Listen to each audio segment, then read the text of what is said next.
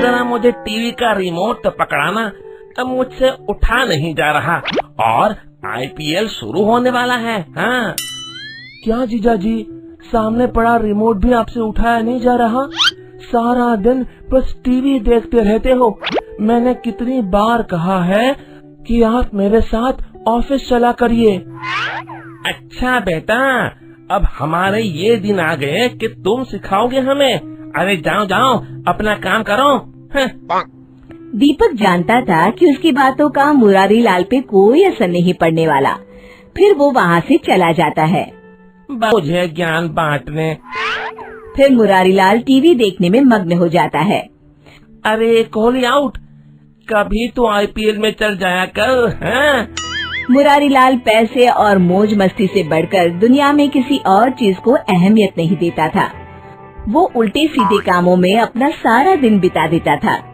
घर का एक दामाद होने के कारण कोई उसे कुछ नहीं कहता था। फिर एक दिन मुरारी लाल अपनी सास से कहता है, अरे सासू माँ, आज मैं बाजार जा रहा हूँ, एक लैपटॉप लेने की सोच रहा हूँ। मुझे कुछ पैसे चाहिए, मैं कुछ नया काम शुरू करने की सोच रहा हूँ। ये तो बहुत अच्छी बात है दामाद जी, तुम रुको, मैं अभी पैसे लेकर आती हूँ। फिर वो तीर जेब में डालकर वहाँ से चला जाता है। शाम को मुरारी लाल सोफे पर बैठा PUBG खेल रहा होता है। हाँ हाँ, बस बस भाई, थोड़ा और आगे जा। रुक रुक, मैं अभी आ रहा हूँ। अचानक कमरे में मुरारी लाल की पत्नी सावित्री आ जाती है। तो ये है आपका लैपटॉप। उफ, आप तो मेरी माँ से कहकर गए थे कि मैं लैपटॉप लेने जा रहा हूँ, कोई नया बिजनेस शुरू करना है। अरे भाग्यवान, इस फोन की बैटरी बहुत अच्छी है, मैं इसमें आराम से सारा दिन PUBG खेल सकता हूँ। अब चलो यहाँ से, मुझे परेशान मत करो। हाँ हाँ जाती हूँ, वैसे भी मुझे पत्थर से सर फोड़ने का कोई शौक नहीं है। फिर सावित्री गुस्से में वहाँ से चली जाती है। इस घर में एक से एक नमूने हैं, जिसे देखो मेरे पीछे पड़ा रहता है। मुरारी लाल रोज किसी न किसी बहाने से अपनी सास से पैसे लेता और बाहर जाकर मौज मस्ती में सारे पैसे उड़ा कर आ जाता और मुरारी लाल की सास से कहता है, माँ जी, मैं अगले हफ्ते प्रॉपर्टी के सारे पेपर बनवा कर ले आऊंगा और दीपक बेटा के दस्तखत करवा कर सारी प्रॉपर्टी उसके नाम करवा दूंगा। मुरारी लाल वहीं पास में खड़ा वकील की सारी बातें सुन लेता है। तो ये बात है, सारी प्रॉपर्टी उस बेवकूफ दीपक के नाम हो जाएगी, लेकिन मेरा नाम भी मुरारी लाल है, मैं ऐसा नहीं होने दूंगा। अगले दिन हरिया वकील के साथ सारे कागज तैयार करवाकर मुरारी लाल के पास आ जाता है। मुरारी लाल उसे लेकर अपनी सास के पास जाता है और सास से कहता है, माँ जी, मैंने फैसला कर लिया है कि अब से इस घर की सारी जिम्मेदारी मैं अपने कंधों पर उठाऊंगा।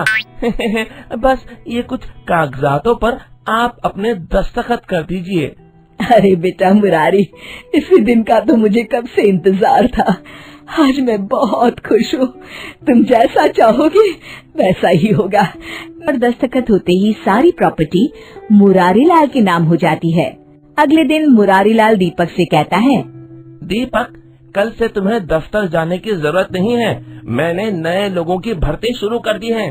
तुम अपने लिए कहीं और नौकरी ढूंढ लो और हाँ, रहने के लिए भी कोई दूसरी जगह देख लो। तभी वहाँ मुरारी लाल की सास आकर कहती है, ये सब तुम क्यों कर रहे हो बेटा मुरारी, मुझे तुमसे ये उम्मीद नहीं थी, हम तो तुम्हारे अपने हैं।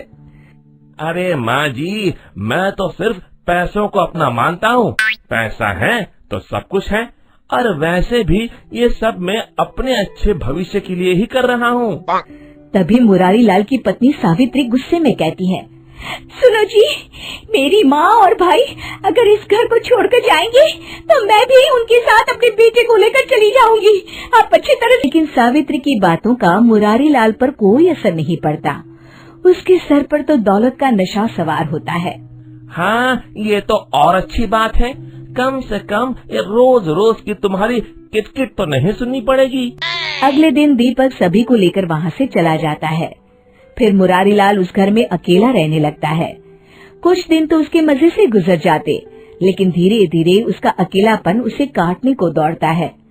वो समझ जाता है कि परिवार के बिना जिंदगी जीने में कोई मजा नहीं है। उसे अपनी गलती का एहसास होता है। फिर मुरारीलाल अपनी पत्नी के पास जाकर उससे माफी मांगता है और सब लोग उसे माफ कर देते हैं। तभी मुरारीलाल का साला कहता है, जीजाजी माफी मांगते अच्छे नहीं लगते, इस काम के लिए हम साले हैं ना। शिक्षा, हमारे रिश्ते पैसों से कहीं अधिक मूल्यवान होते हैं। हमेशा उनकी कद्र करनी